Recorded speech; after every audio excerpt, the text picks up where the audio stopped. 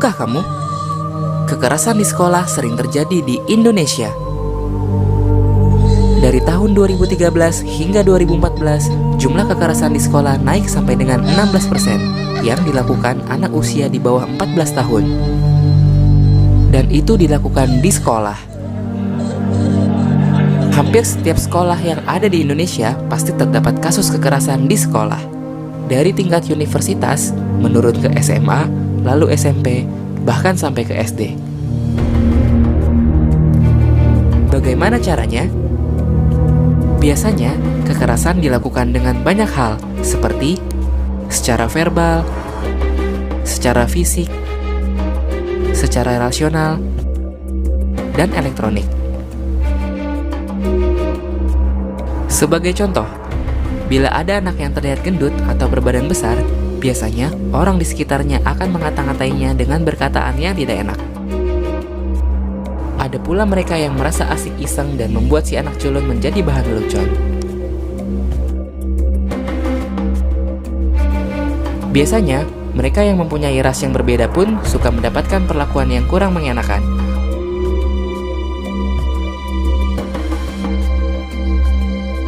Zaman pun berubah. Kekerasan ini pun bisa dilakukan melalui media elektronik atau biasa kita sebut media sosial. Tahukah kamu apa dampak dari perbuatan itu? Bagi yang melihat, tentu saja akan berdampak pada dampak mental. Dia akan merasa takut dan merasa tidak nyaman. Bagi pelaku, biasanya akan mendapat sanksi bertahap dari orang tua, pihak yang berwajib, atau di persidangan, dan bisa sampai akhirnya di penjara. Sebagai korban, akan berdampak seperti sering absen dan bolos sekolah, mudah emosi atau labil, sering terlihat ada luka dan memar, atau yang lebih parah, bunuh diri. Apakah kamu siap menerima semua perlakuan itu? Karena jalan kalian masih panjang untuk sebuah kebaikan. Stop kekerasan di sekolah. Stop bullying, stand up and speak up. Pengertian bullying adalah perilaku agresif dan negatif seorang atau sekelompok orang secara berulang kali dengan menyalahgunakan ketidakseimbangan kekuatan untuk menyakiti korban secara mental, fisik, maupun seksual. Dampak bullying bagi pelaku tidak bisa konsentrasi belajar karena pikirannya lebih banyak untuk mengincar, merencanakan tindakan berikutnya. Bagi korban, menurunkan intensitas pergi ke sekolah karena takut dan cemas.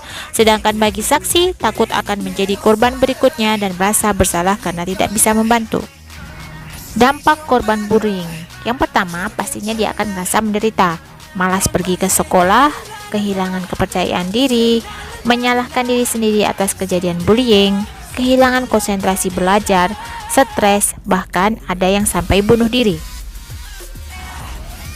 Lalu, cara mencegah bullying adalah menunjukkan prestasi yang baik, jalin pertemanan, tumbuhkan rasa percaya diri, tidak terpancing untuk melawan, jangan menunjukkan sikap takut atau sedih, serta laporkan ke sekolah apabila kamu menjadi korban bullying.